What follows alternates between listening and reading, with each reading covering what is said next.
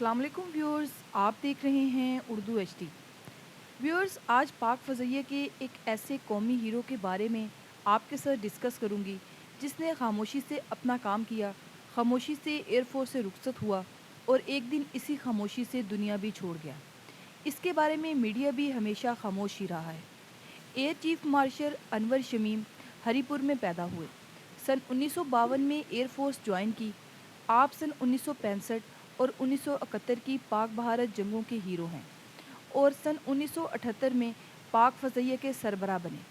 आप एयरफोर्स के नहायत सख्त गिर अफसरान में से रहे। हर लम्हे कुछ बड़ा करने को बेताब रहने वाला ये अफसर जब पाक फ़ज़इया का सरबराह बना तो इसने अंग्रेज़ों से वर्षे में मिलने वाली पाक फ़ज़इया को आज की मॉडर्न पाक फ़ज़इया में बदल डाला।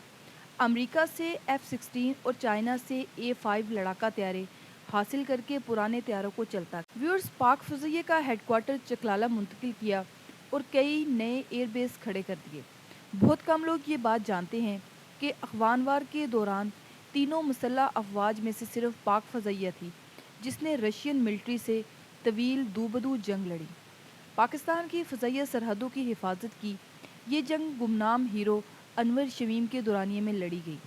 ये बात इस लिहाज से काबिल तारीफ़ है कि पाक फ़ज़इया ने इन झड़पों में 8 रशियन लड़ाका तैयारे मार गिराए, जबकि पाकिस्तान का सिर्फ F-16 तैयारा तबाह हुआ जिसका pilot flight lieutenant Shahid Sikandar parachute की मदद से बाहिफाजत ज़मीन पर उतरने में कामयाब हुए। यूँ पाक फ़ज़इया को इस जंग के दौरान किसी जानी नुकसान का सामना नहीं करना पड़ा।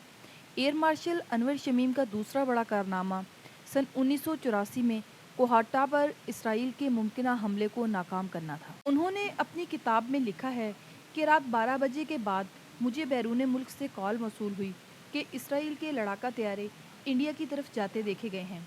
मैंने फ़ौरन पाक फ़ज़इया को हाईलाइट करके अहकामात जारी किए।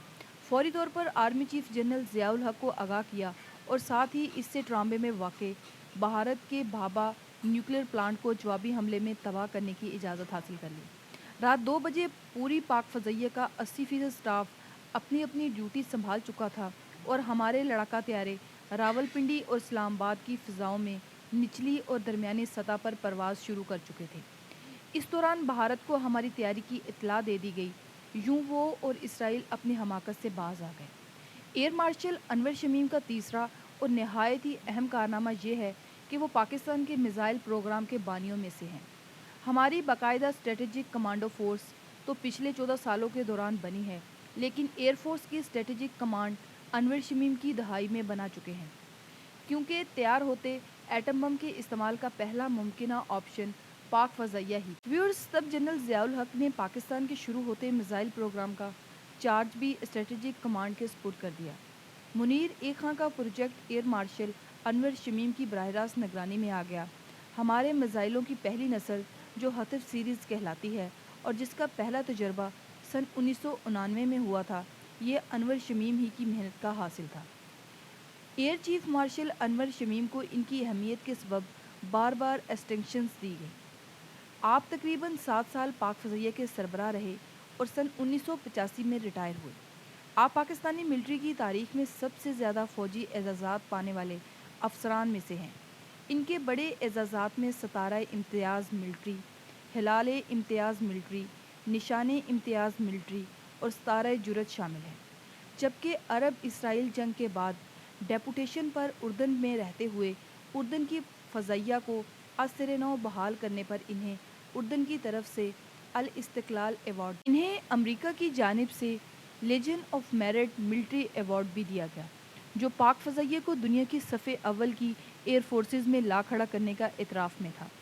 Air chief marshal Anwar Shamim 4 जनवरी सन 2013 को 81 बरस की उम्र में दुनिया से रुखसत हुए।